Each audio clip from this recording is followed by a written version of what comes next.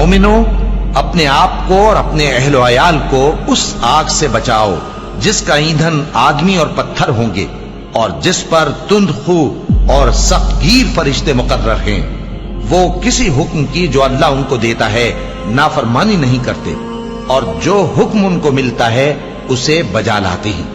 کافرو، آج بہانے مت بناؤ، جو عمل تم کیا کرتے تھے انہی کا تم کو بدلہ دیا جائے گا۔ مومنو، اللہ کے آگے صاف دل سے توبہ کرو،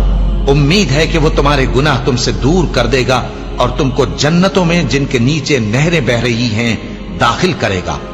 اس دن اللہ پیغمبر صلی اللہ علیہ وآلہ وسلم کو اور ان لوگوں کو جو ان کے ساتھ ایمان لائے ہیں رسوا نہیں کرے گا، بلکہ ان کا نور ایمان ان کے آگے اور داہنی طرف روشنی کرتا ہوا چل رہا ہوگا، اور وہ اللہ سے التجا کریں گے کہ اے پروردگار، ہمارا نور ہمارے لیے پورا کر اور ہمیں معاف فرما، بے شک اللہ ہر چیز پر قادر ہے۔